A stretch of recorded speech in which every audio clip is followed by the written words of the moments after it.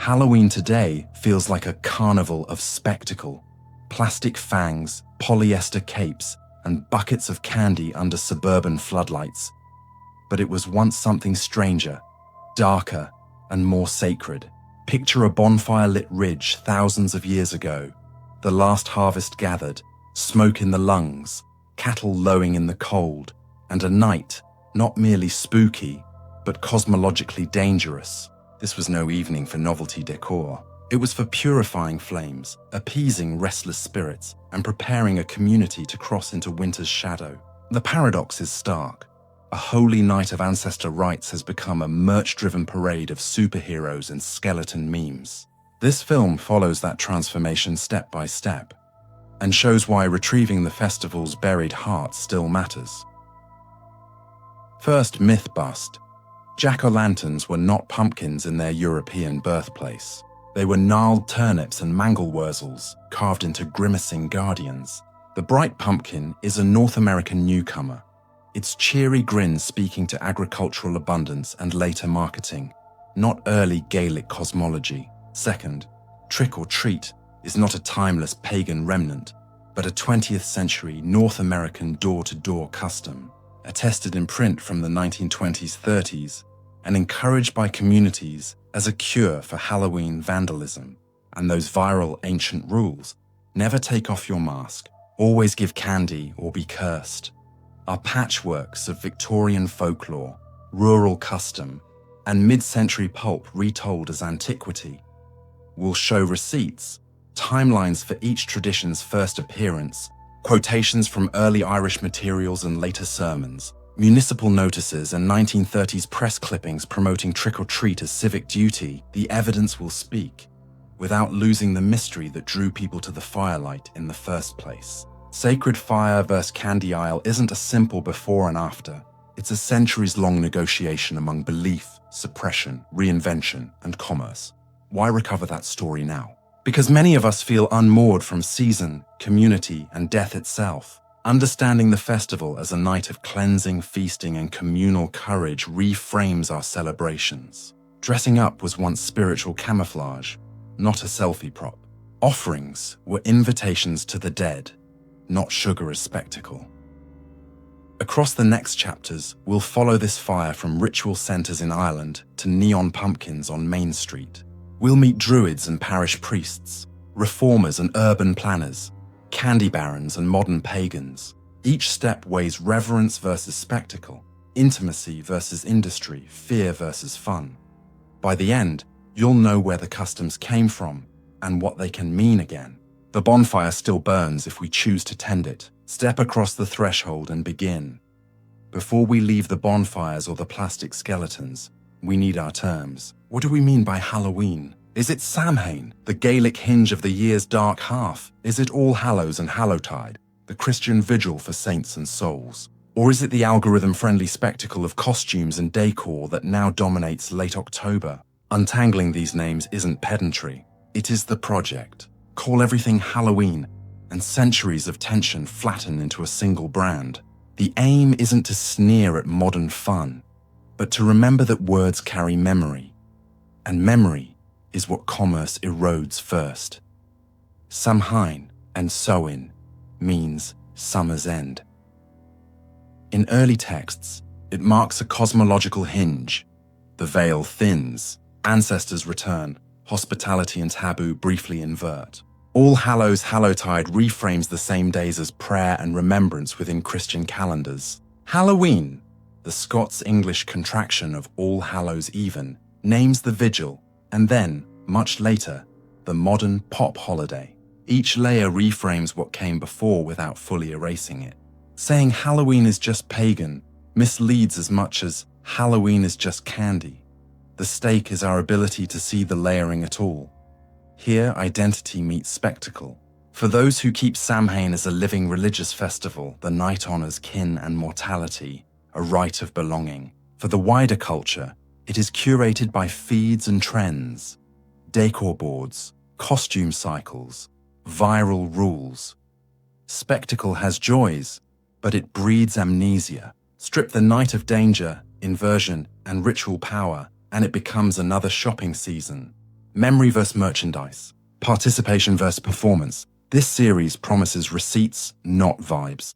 Place names preserving hilltop fires. Legal notes suspending disputes on liminal nights. Monastic calendars mapping feasts onto saints' days. Newspapers first printing trick or treat as a regional novelty. These aren't anecdotes. They're artifacts that let us separate myth from mythology. Myth isn't false. It's a living lens. But when mythic language is mistaken for historical fact, we lose both rigor and wonder. Isn't Halloween just for kids? In truth, it never was only that. The date once dictated herd culls, treaty making, and beer distribution. It was social technology for surviving the scariest season. Reducing it to a marketing event trivializes the psychological tools it offered. The night taught communities how to live with death, uncertainty, and chaos, a skill we still need. With ground cleared, we can walk the evidence. Hills once thought to open into other worlds. Medieval poets writing of Samhain's dread, the stories that sailed to the new world and returned wrapped in cellophane. First, we name the ground we stand on. Then we trace the fire to its source. To understand Halloween's heart, leave fluorescent aisles for the soil that gave the festival life. Imagine a ridge in Iron Age Ireland, crowned with flame under a star-thick sky. Below, herds come home, harvest is tallied, debts settled. Samhain is not a spooky night, but the ceremonial hinge, where summer's contract closes and winter's peril opens. Communities face the threshold between survival and famine and invite the dead to cross back for one last feast. Today's spooky season makes fear a costume. Then, dread was a discipline, a tool for aligning society with a moral cosmos. The cosmology begins with cycles. Time is a wheel. Samhain is one of its 4 fire-lit spokes. It marks the dark half's beginning. Cattle are slaughtered, contracts lapse, kingship can be challenged. Thresholds matter. Doorways, crossroads, hollow hills. Weak points in the fabric between worlds. The veil is not metaphor but a practical concern. The dead, the AOC, and the restless can cross. Fire becomes beacon and barrier, inviting ancestors yet warning malice away. Early Irish materials preserve glimpses of this worldview. Heroes keeping watch at Samhain as hosts ride from the Cid. Judgments held at the year's turn. These are not cozy tales but accounts of negotiation. The living offer hospitality, food, drink, flame. And in return, the dead grant blessing, protection, or safe passage through winter. Compare today's transactional sugar for performance. Then, reciprocity was survival. Landscaping codes belief. Mounds like Owenagat in Rathcrogan are imagined portals. Signal fires blaze on Tara and Tlachtga to mark the season. Geography and cosmology interlock. Each hill and ford is a meeting point for mortal and otherworldly order. Lawn props nod toward that liminality, but flatten it into decor. The original rite demanded movement through real space, gathering at heights, processing between fires, so the year itself could turn. Samhain is also purification. People and cattle pass between flames, ashes scattered on fields. Debts are paid, grudges ended, ending and beginning not together. Modern skeletons preserve death's image but often lose renewal's promise, leaving fear unbalanced by hope. The contrast is sharp. Enchanted reciprocity versus a commercial calendar. Ritual participation versus passive consumption. Reconstructing these origins reclaims a worldview where human life keeps time with season and sky. Hear the drumbeat beneath jump scares, and the reason our ancestors kindled fire against the encroaching dark becomes visible. Next, we walk the places and hold the objects that still bear witness. The hills, caves, commons, and lanterns that whisper the same message. The year is dying. The threshold is open, and what you do tonight matters. If cosmology gave meaning, land gave shape. Rituals lived in specific hills, caves, and commons. The Hill of Ward, Tlachtga, still shows the earthworks where great fires signaled winter's onset. Beacons watched for miles, a horizon line between safety and danger. Sacred geography met public life. High places as cosmic clocks. Thresholds mattered. Caves like Awainagat, Cave of the Cats, were imagined portals. Entering them at Samhain was courage, not leisure. Rivers, fords, and crossroads worked as liminal nodes for bargains and inversions. Compare today's haunted house sets, thresholds monetized and safely contained. Bonfire commons were stages of survival. Communities drove cattle between paired fires to cleanse them before winter. Ash blessed the fields. Pyrotechnics entertain now, but rarely carry communal purification. Collective participation versus private spectacle. Artifacts carry memory. The first jack-o'-lanterns were turnips, carved grotesque for protection and set in windows or carried along dark roads, a moving boundary between worlds. The American pumpkin, larger and softer, shifted the practice toward decoration and then commerce, turning grim guardians into glowing mascots. Even small things, iron keys, rowan twigs, soot masks, encode belief. Masks were disguises to trick spirits, effective because the wearer believed and the village played along. Modern costumes reference franchises more than fair folk, yet the instinct endures. On liminal nights, transform. Tourism flattens sites into backdrops, but walking them with intention restores their charge. Stand at Tlachtka at dusk and feel why a bonfire here mattered. Why the plain needed its light. Soil remembers even when the world forgets. When we light a pumpkin or a fire pit, we echo gestures that once bound communities to time's turning.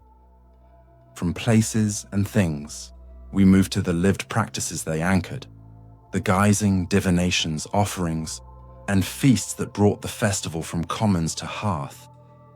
Samhain sits at a precise hinge, halfway between equinox and solstice. Daylight drops, herds are culled, stores are counted. Time is cyclical, not linear. Samhain is the spoke where death and renewal touch. Modern calendars treat October 31 as a fixed date. Early celebrants treated it as an opening in time. On threshold nights, rules flex. Hints in Brayan materials and later practice suggest disputes paused, so communities could enter winter balanced. Inversion wasn't chaos, it was controlled liminality. People processed between fires, driving cattle through smoke and passing themselves through as ritual cleansing. The old year shed before the new begins. Today's costume play and pranks echo that temporary loosening of status. Danger was part of the contract. The Yaosi might claim travelers. The unappeased dead might demand hospitality. Hearths were kept smoldering to welcome ancestral flame. Food left at thresholds for unseen guests. Not spooky fun, but negotiated risk. Invite respectfully, so nothing takes more than is offered. Survival versus theatre. Reckonings clustered here. Debts settled, gifts exchanged. Politics convened while the gods and neighbours watched. Modern trick threats are a faint moral echo. Once cosmic, now cosmetic. Divination flourished, apples bobbed, nuts roasted, mirrors darkened. The community peered into fate together, playful but serious. Party games remain, but the earlier edge of risk made such play solemn. Samhain's placement explains why fear and festivity coexisted. It is a rite of managed peril, teaching people to face death and continue. Fire wards off harm and marks renewal. Inversion vents tension so normal order can return. From the calendar's turn, we step into the hearth, where cosmic dramas played out in miniature. The silent suppers, protective charms, and a child's first mask. Bonfires with a public face. The hearth was the heart. In cottages and farmhouses, families performed rituals whose scale was small and whose stakes were cosmic. Negotiations with spirits, ancestors, and fate. The dumb supper is emblematic, a silent meal set for the dead, plates laid, candles lit, names remembered, and no speaking. An invitation that says, "You are present, we treat you with care." Today's candy bowls parody the exchange. Then it was communion, not commerce. Offerings lined thresholds, food, drink, harvest portions for wandering spirits. Apotropaic gestures show generosity first, asking for peace in return. Ash circled doorways as warning and blessing. In a moral cosmos, refusing hospitality risked more than prank. It risked harm. Guising carried the festival through lanes and fields. Sooted faces and simple masks blurred human and otherworldly lines. Visits tested neighborly hospitality. Refusal broke communal expectation. Modern costume parades keep the form, not the teeth. Divination animated the hearth. Apples, nuts, mirrors, wells. Not idle tricks, but inquiries under a charged sky. Protection lay everywhere. Iron by doors. Rowan above lintels. Whispered prayers for herds. Today's decor often inverts this, celebrating what older rites tried to keep at bay. Fear as aesthetic versus fear as moral technology. Trace these customs and you see the festival's depth. Samhain was not one night but a season of provisioning and spiritual readiness. A single recovered practice, a candle, a name spoken, can turn spectacle into connection. Now we scale up to power, law codes, church calendars, royal edicts. How did authority reframe, tame, or baptize the fire? Samhain's fires illuminated rulers' anxieties. As the festival moved through time, church and state tried to channel its charge, sanctify, suppress, or domesticate, leaving a paper trail of negotiation. Folk continuity versus official rebranding. Ritual license versus civic order. Christianization brought the first major overlay. By the early Middle Ages, November 1st was marked for All Saints, with All Hallows' Eve as vigil. Not an erasure so much as a baptism. Piety replaced superstition, at least in theory. Bells for souls instead of noise for spirits. Processions reframed as devotions. The hinge remained. The patronage changed. Law added another frame. Early Irish assemblies cluster around Samhain. Later statutes regulate masks, fires, and misrule. With Norman and English rule came suspicion of disguises and cross-dressing on All Hallows. Not for spiritual danger, but for social hierarchy. Inversion once sanctioned by custom became disorder in need of fines. Law became both brake and safety valve. Peace to be kept, licenses issued, curfews enforced. Sermons reveal pastoral compromise. Pray for the dead rather than fear them. Give alms rather than leave offerings. Yet the offerings persisted, often hidden in charity. The people's fidelity forced accommodation. Reformation sharpened fault lines. Protestants condemned Hallowtide as superstition. Catholics defended it with purgatorial logic. Civic leaders on all sides worried about hooliganism. Ordinances read like bargains. Fires permitted, but not near the church. Masks allowed, but not to threaten the gentry. By colonial America, these tensions were baked in. Puritan New England had little patience. Mid-Atlantic colonies tolerated revelry with limits. The perennial question remained, how much misrule is the community's pressure valve, and when does it become damage? The record shows Halloween was never pure folk riot nor purely church feast. It was negotiated space where cosmic anxiety met civic order. Bishops and magistrates redirected rather than abolished. Each move left traces, bulls, accounts, statutes, minutes that map power's long attempt to tame the dark. Next comes a new kind of taming, explanation. By the Enlightenment, bonfires still burned, but explanations changed.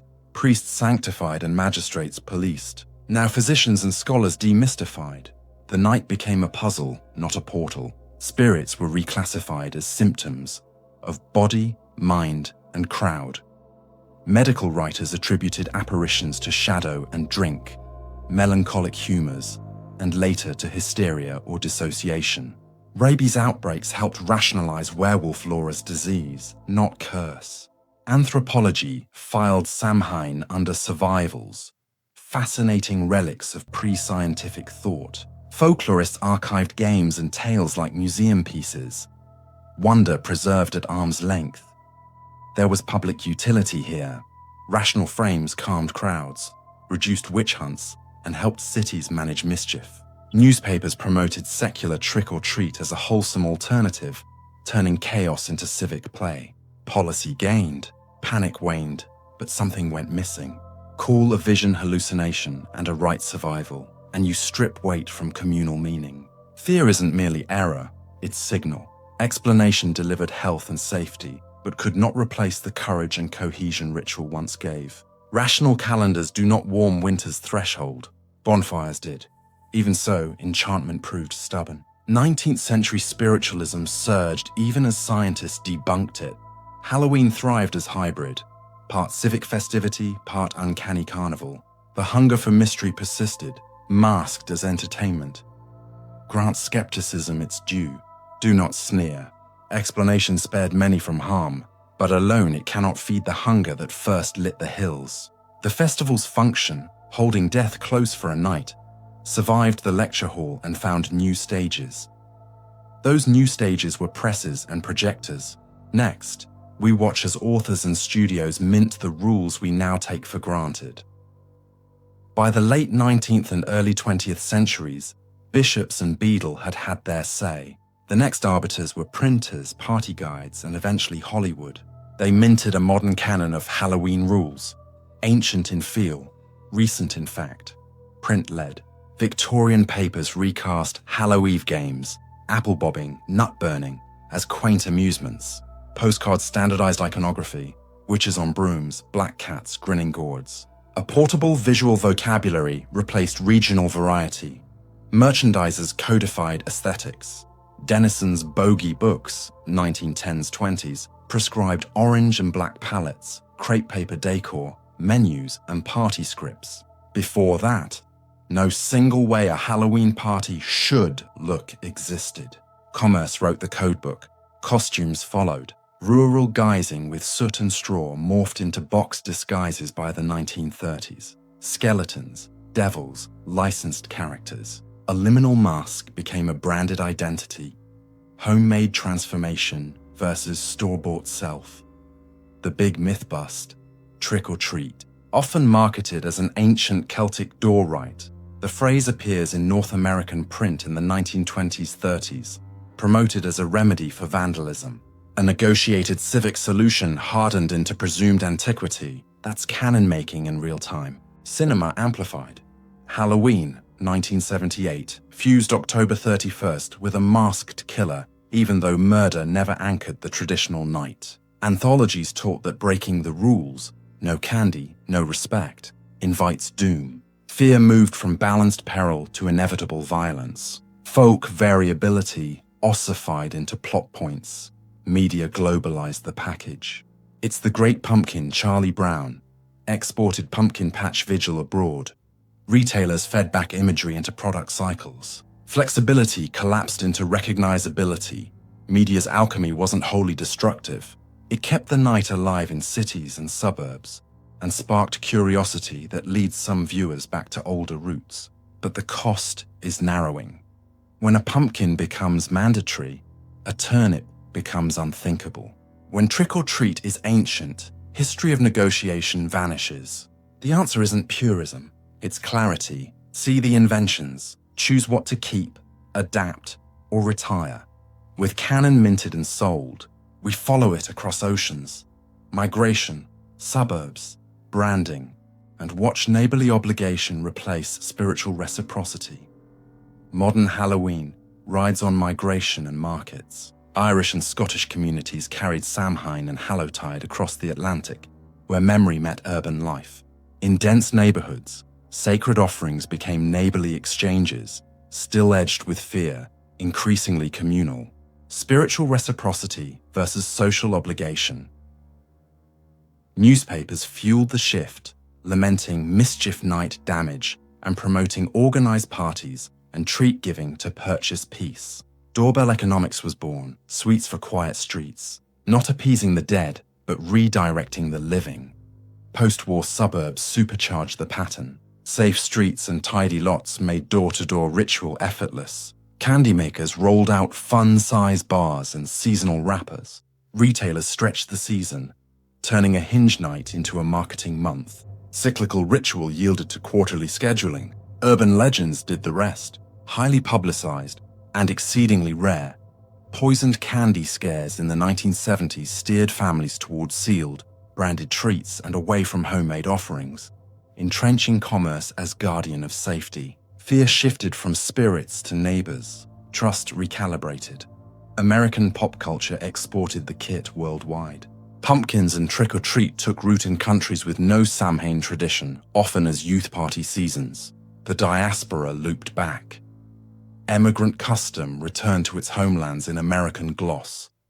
Commerce flattened and democratized. Where bonfires and mounds were inaccessible, a porch light and a pillowcase offered entry. Participation needed no priest and no calendar keeper. The result is a universal, if thinner, festival. Seeing both sides is the task. Markets expanded access and continuity. They also compressed diversity into a single branded experience. The offering became a candy bar, the communal fire a porch light, yet the desire to gather and invert the ordinary endures. With that continuity recognized, we can choose how much meaning to reintroduce alongside merchandise. Now, to the present revivals, festivals, covens, and careful reconstruction, devotion versus spectacle, revival versus appropriation. Beneath the global pop carnival, older forms have returned. Neo-pagan, Wiccan, and Celtic reconstructionist communities reclaim Samhain as sacred continuity. They kindle fires on hills and in city parks, hold dumb suppers, read the names of the dead. For them, Halloween is not a theme season, but the hinge of the year. Devotion versus spectacle, intention versus consumption. Reconstructionists consult texts, archaeology, and ethnography to rebuild rites, then adapt ethically. Symbolic offerings instead of blood, charity in place of tribute. Revival versus appropriation. Inhabit the spirit, not a costume drama. Many publish respect notes. Samhain isn't a Halloween party. Do not collapse it into horror aesthetics. Festivals in Ireland and beyond blend scholarship and community. Lectures by day, torchlit processions by night. Participants move from classroom to hilltop, enacting the hinge they've just studied. Continuity versus performance is negotiated, not assumed. Urban covens and solitary practitioners reclaim the hearth. Altars with photos and candles, food shared in silence. Names spoken. These small rituals restore a sacred domestic space in a digital, apartment-bound world and offer a counterweight to trend-driven celebration. Boundary-keeping matters. Samhain is Gaelic. It should not be conflated with Dia de los Muertos or other ancestor feasts. Educational materials help prevent flattening and discourage commercial exploitation of sacred symbols. Performance has a place if framed as offering, not content. Pageants of the Wild Hunt or the Morrigan can open liminal space even on city streets. Public rites can be layered with private ceremonies to preserve depth while welcoming the curious. These revivals prove Halloween isn't trapped in plastic. People still gather to name their dead, face the turning year, and balance fear with gratitude. The fires burn now, not only in memory, but in practice. With living traditions alive, we can set down a clean ledger, what we think we know versus what the sources actually show. Time to lay the cards on the table. This ledger separates assumed knowledge from attested history, not to deflate wonder, but to anchor it. Jack-o'-lanterns weren't pumpkins first. In Ireland and Scotland, they were turnips carved as apotropaic guardians. Pumpkins enter via North America and only later dominate. Trick-or-treat isn't an ancient Celtic carryover. The phrase and practice appear in North American print in the 1920s-30s and spread through civic campaigns against vandalism, though older guising and souling exist. Halloween wasn't always for kids. Adults once handled debts, feasting, matchmaking, and revelry, with youth only later moved to center stage.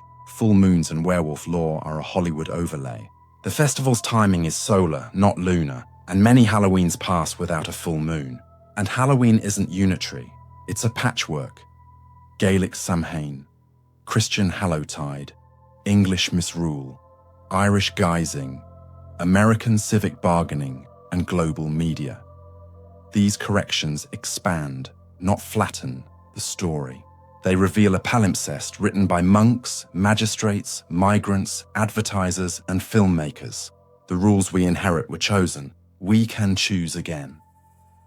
Next, we distill meaning and offer ways to celebrate with accuracy and heart.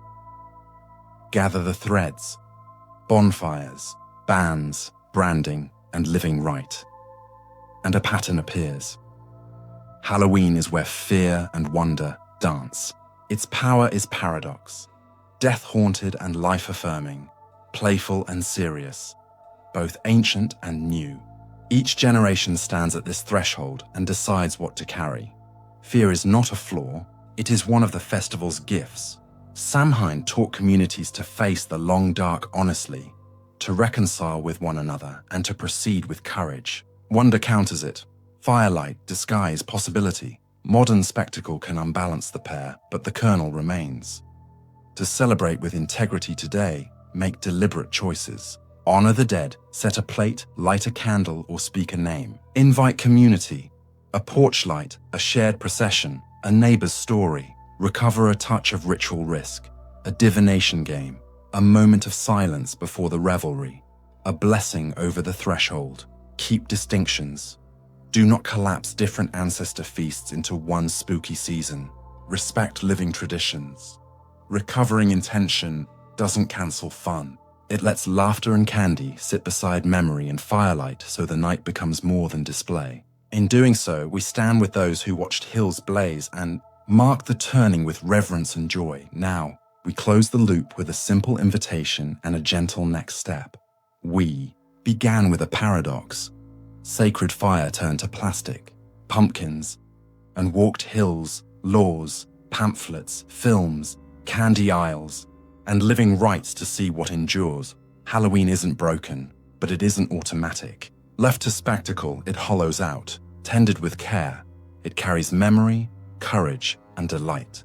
Choose one thing to reclaim. Light a candle for your dead before the party. Leave a small plate outside. Share a story with a neighbor. Teach a child that guising once honored as well as played. Small gestures tilt the night back toward meaning. The difference between hollow ritual and living tradition is intention, and intention is free. If this sparked something, the next episode follows other threshold festivals.